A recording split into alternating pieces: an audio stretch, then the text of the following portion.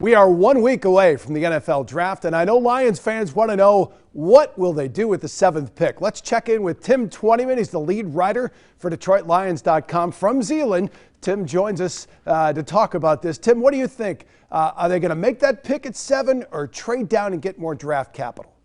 Yeah, they've got options, Jack, that's for sure. You know, I know a lot of fans would like them to move back. They obviously have a bunch of holes to fix, and especially when you look at the defensive side of the ball, there are some holes there, and you know, there's maybe not that elite defensive guy that's there at number 7. So, you know, the common thinking is, hey, if you can find someone to move up, you move back. Now all those defensive guys, the Micah Parsons and the pass rushers, they're all in play, but you know, when you're selecting at 7 too, there's that, you know, tier 1 type player that you can get who's an impact guy. And so, you know, I really do see them staying at 7 and selecting a guy that Brad Holmes feels can impact them for years to come. All right, make the case for taking a quarterback at 7.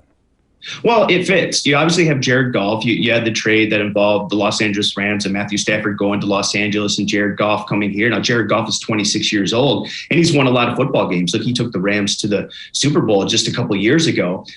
He's 26 years old, so he's, you know, got a bright future ahead of him. But his contract, the Lions are really into his contract for 2 years. They can get out of it after the 2022 season. So it's really up to Jared Goff whether or not he's in the long-term plans for the Lions. So you look at it the other way is, hey, do you get a guy, one of those top 5 guys, one of the guys that's probably, you know, one of those guys is probably going to be there at 7, whether it's Trey Lance from North Dakota State or Justin Fields from Ohio State. One of those guys could be there at 7. So the argument is, well, do you take a guy? And now if it's, let's say, Trey Lance, you've got a guy who only made 17 starts in sub FBS football, but you can put him behind a guy like Jared Goff, and he can learn the NFL game for 2 years. And then depending on, you know, where your situation is in 2 years, you've got a guy that, boom, you can either, you know, turn the reins of the offense over to, or if Jared Goff plays really well, now you've got a guy that maybe you can turn around and flip as draft capital, kind of like what, you know, the New England Patriots did with Garoppolo, you know, a few years back. So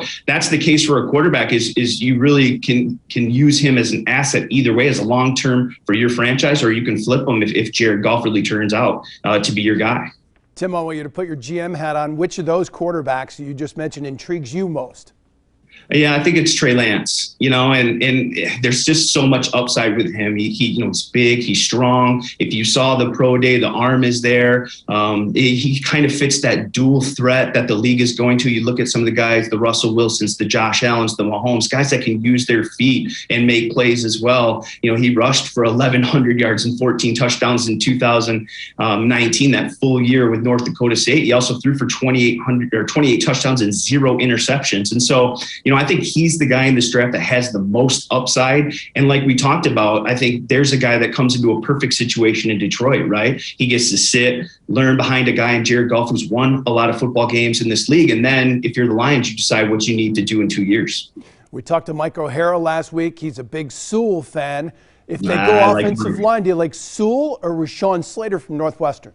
I like Sewell. You know, and I talked to Sewell after his pro day. I love the line he used. He said, I played the game with bad intentions. and I just love that about a guy, right? You get a big, strong, physical, 6'4", 331, you know, marks off all the boxes of what you want. And then, bam, there's a plug and play guy. And Jack, when you're talking about value at number 7, I mean, you're talking about the best offensive lineman arguably in this draft, and you can get him at number 7. And now you've got Taylor Decker at left tackle. You've got Jonah Jackson at left guard, who played pretty well as a rookie. He's going to be better in year 2. You already got a Pro Bowler at center in Frank Ragnow. Big V slots over to right guard. You fit in Sewell, and boy, you are off and running. If you're Brad Holmes, you've got a young, talented, deep offensive line, because you still got guys like Tyrell Crosby and Matt Nelson behind them. So you're young, talented, deep. You've got bookend tackles for 4 or 5 years. And I think that's just a situation where you don't have to worry about your offensive line for years to come. And you can now shift your focus in day 2 to filling out some needs on the defensive side of the ball, maybe getting a receiver or 2. And like I said, you're off and running if you're Brad Holmes. You got me excited about that pick. If they stay at 7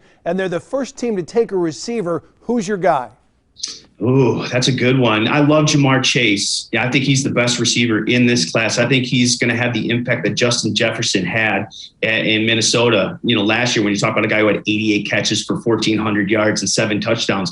And, Justin Jefferson was a teammate of Jamar Chase's at LSU in 2009. And really, he was the number 2 to Chase. So I think he's going to have that kind of impact, but I don't think he's going to be there, Jack. I just think one of those teams ahead of him, whether it's Cincinnati or Miami, is going to snag him. And so I think if you're the Lions at 7, you still really want to get a receiver, and you have Jalen Waddle up there. I think Jalen Waddle is the closest thing to Tyreek Hill we've seen since Tyreek Hill was drafted in 2016. He's got the same kind of body build, maybe not quite as strong, but he is compact. He's fast. He's a playmaker. He had 4 plays of pass catches of 75 plus yards, average over 18 yards of reception at Alabama. He's a big play in a bottle, and more than half his yards came after the catch. So, he's that run after catch guy. He also returns punch. You lost Jamal Agnew, so he fits there. And so I just think he's a really dynamic player. When you got, Jamal Williams out wide, you can put, TJ Hawkinson on the other side in line. You've got DeAndre Swift in the backfield, and then you put Jalen Waddle in the slot.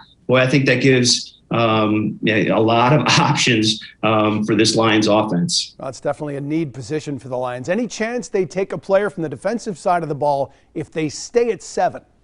Yeah, it's going to be a tough one. I think it's really just going to depend on the evaluation that Brad has and his staff has on Micah Parsons, the linebacker from Penn State. Like we talked about at the top, when you're choosing the top 10, there's that tier player of guys that you want to take, that you would consider. You don't want to, look at it and say, well, we need defense, so I think we got to take a defender, but he's less of a player than maybe that tier of top 10 picks is. So you got to be real careful. I think, teams can get into bad habits when you select for need and not taking the best available. So it's really just going to depend on the grade for Micah Parsons, the linebacker out of LSU. I think he's probably the best defensive player in this draft, but is he good enough? Is he going to rank with those 5 quarterbacks, those 3 receivers, Pitts, the tight end? Is he in that group? I think it's just going to depend on the individual team evaluation. But look, he fits all the boxes too, right? 6'3", 245, runs a 4.4, 4.3, 40, can run sideline to sideline, can cover, can play a lot of things. And the Lions have to get more athletic at the linebacker position, Jack. We saw that they just couldn't match up sometimes in space with more athletic, skilled position players. And so it's a need. But I think the great thing about this draft is this is a terrific draft for off-the-ball linebackers. I think you can get a guy probably in the 3rd, 4th round. This class of linebackers is so good that there are going to be guys there that can step in and make an impact. So if Micah Parsons isn't in that tier 1 type of players, I think you get a tier 1 player if you're staying at 7, and then you can come back in day 2, and I think you can get a plug-and-play linebacker. It's a really good class of linebackers, Jack. Last thing for you, Tim. I've seen more than one publication pick the Lions as really the worst team in the league next season. How quickly can Holmes turn this thing around, or do they finally have the right man at the helm?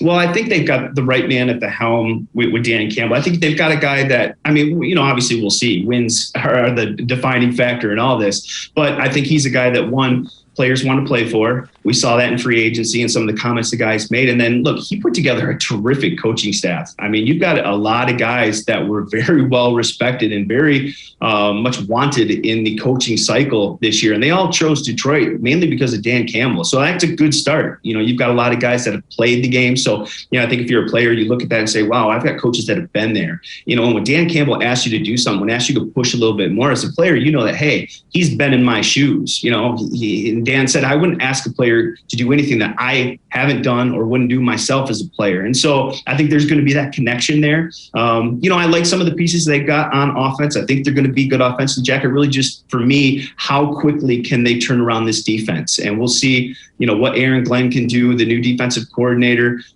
He's going to come in with some new ideas. They're going to switch some things up, but they need some pieces. They need to stay healthy, and they have to get a little bit more athletic at the linebacker position. They need those guys up front to stay healthy. But to me, the real key is going to be defensively. I think they're going to be good offensively. I think they've got enough weapons there, along with that good offensive line. It's just how quickly can they turn over that defense, and can Aaron Glenn make a difference? I think that'll be the deciding factor if they can win more games than they did last year. Big thanks to Tim Twentyman from DetroitLions.com, former Zeeland High School quarterback. Hey, Tim, do you have another mock draft coming out?